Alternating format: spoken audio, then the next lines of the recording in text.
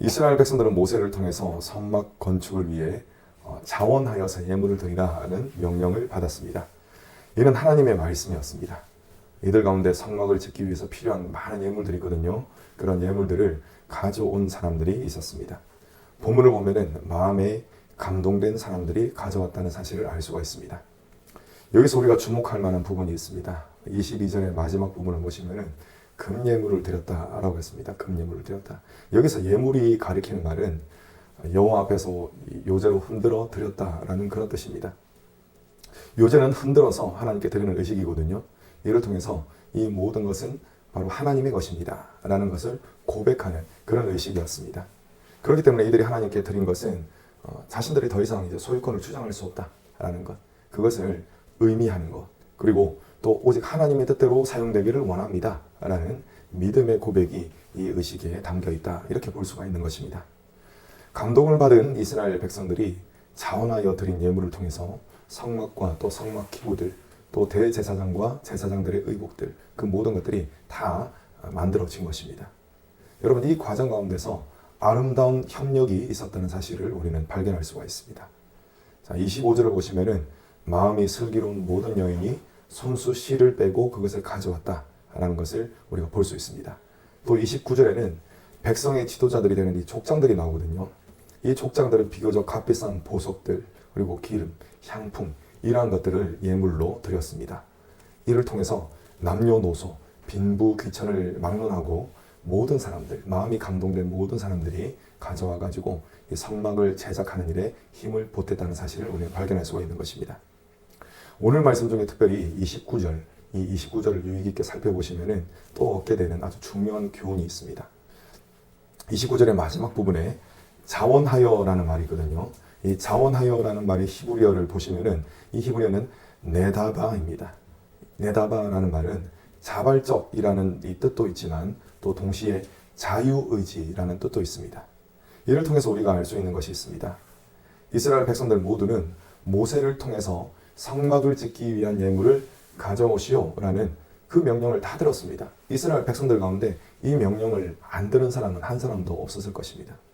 그런데 이 명령에 긍정적으로 반응한 사람이 있는 반면에 별다른 반응을 보이지 않은 사람들도 있었을 것입니다. 이들은 하나님께서 각자의 영혼에게 주셨던 이 자유의지에 따라 긍정적인 반응을 보이기도 하고 또 부정적인 반응을 보이기도 했던 것입니다. 하나님께서는 억지로 감동받기 싫은데 억지로 받게 하셔가지고 그 상황에서 뭔가를 막 뜯어내시는 그런 분이 아니십니다. 왜 그렇습니까?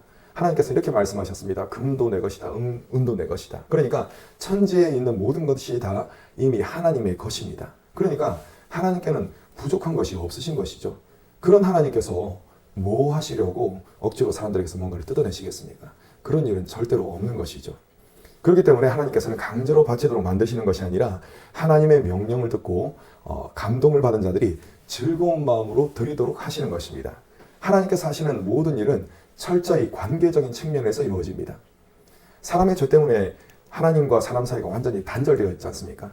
회복 불가능할 정도의 아주 엄청난 그런 멀어진 거리가 지금 있다는 것입니다. 그런데 하나님께서는 그것을 가까이 하시기 위해서 마음에 감동을 주시고 또한 그 감동을 받은 자들이 하나님 앞에 나올 수 있도록 이렇게 만들어 주시는 것입니다.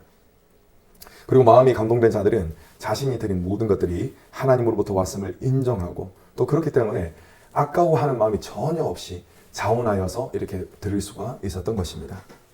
여러분, 그렇다면 오늘 말씀에서 즐거이 예물을 드린 사람들이 있지 않습니까? 이 사람들이 뭔가 특별한 사람들이겠습니까? 그렇지는 않습니다. 그들 역시 연약한 사람들입니다. 이들은 하나님으로부터 은혜를 받았고 또 그 은혜를 깨달았기 때문에 예물을 즐거이 드릴 수가 있었던 것입니다. 사실 여러분, 이들 가운데도 예전에 금송아지 우상 숭배 때문에 난리가 났지 않습니까? 이 금송아지 우상을 막 숭배할 때 이들 가운데도 막 같이 숭배하는 분위기에 휩쓸렸던 사람들이 많이 있었을 겁니다. 그들도 역시 넘어졌던 사람이라는 것입니다. 비록 크게 넘어지기는 했지만 하나님의 은혜 안에서 제자리를 찾을 수가 있었던 것입니다. 하지만 여러분, 모든 사람이 제자리를 찾은 것은 아닙니다. 이들 가운데 은혜를 받지 않고 거부함으로써 성막을 제작하는 것에 끝까지 쓰임을 받지 못하는 사람들도 역시 있었다는 것입니다. 우리가 살아가는 삶은 선택의 연속이라고 말할 수가 있습니다. 원래 우리는 전적으로 타락한 존재이기 때문에 하나님이 기뻐하시는 것을 선택할 수 있는 능력이 전혀 없었습니다. 그게 본래의 모습입니다. 그러나 하나님께서는 예수 그리스도를 통해서 은혜를 베풀어 주셨고, 또 이러한 하나님의 전적인 은혜를 통해서 죄사함을 받아 구원을 얻게 된 것입니다. 이처럼 구원받은 자들은 예수 그리스도의 보혈의 공로로 인해서 새롭게 태어난 자들입니다. 본질상 진노의 자녀였는데 이 진노의 자녀가 하나님의 자녀로 새롭게 태어난 것입니다. 그리고 은혜로우신 성령께서는 새롭게 태어난 자들과 함께 하시기 때문에 하나님이 기뻐하시는 뜻이 무엇인지를 깨닫게 되고, 또 깨달은 바대로 행할 수 있는 힘과 능력을 하나님께서 더해 주시기 때문에, 그렇기 때문에 순종할 수가 있는 것입니다.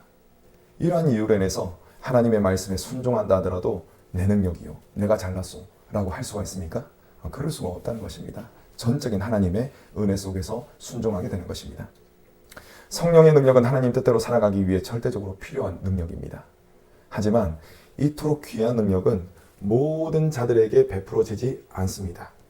이 능력은 하나님을 경외하는 자들에게 부어지며, 다시 말해서 하나님과 또 그의 아들 예수 그리스도가 정말 귀하신 분이구나 라며 하나님을 경외하는 자들에게 이 귀한 능력이 부어지는 것입니다. 예수 그리스도를 귀하게 여기는 자는 예수 그리스도 안에 거하는 자들이며, 또 이들은 주님의 말씀을 늘 마음에 새기며 살아가게 됩니다. 그렇기 때문에 선택의 순간이 찾아왔을 때 하나님이 기뻐하시는 그런 선택을 할 수가 있는 것입니다. 오늘 본문은 이러한 사실을 우리에게 알려주고 있는 것입니다. 여러분, 하나님께서는 모든 사람들에게 은혜를 베풀어 주시지만 그 은혜를 모든 사람들이 받아 누리는 것은 아닙니다. 하나님의 이끄심에 따르는 자들이 은혜를 받게 되는 것입니다. 본문에는 어떤 사람들이 예물을 드렸다고 했습니까? 어떤 사람들이 성막 제작에 쓰임 받았다고 했습니까? 마음에 감동된 자들이 예물을 즐거이 드렸고 이들이 쓰임 받았다라고 했습니다. 그렇습니다, 여러분. 이들은 하나님의 이끄심에 그대로 이끌렸기 때문에 마음이 감동이 되었던 것이고, 또 그 마음에 하나님이 주시는 기쁨이 넘쳐났던 것입니다. 오늘날에도 하나님께서는 이처럼 마음이 감동된 자들을 통해서 하나님의 일들을 이루어 나가십니다. 너무나 감사한 것은 오늘날은 이 당시와는 비교할 수 없을 정도의 정말 큰 은혜를 부어주십니다. 이는 우리 주 예수 그리스도를 통해서 가능해진 일입니다. 주님께서는 오늘도 우리들의 이 마음의 문을 두드리시고, 또 하나님이 기뻐하시는 뜻이 무엇인지를 계속적으로 알려주십니다. 우리가 주님의 두드리심에 화답한다면 주님께서는 우리의 영혼 안으로 들어오시게 될 것이고, 또한 우리의 이 안에서 일하실 것입니다. 그리고 나서 우리의 삶에서는 무엇이 나타났냐? 하나님의 나라가 점점 확장되도록 만드는 그런 일들이 우리의 삶을 통해서 일어나게 될 것입니다. 자원하여 하나님께 드리는 이 복되고 감동된 마음이 저와 여러분들의 마음속에 있기를 간절히 축원합니다.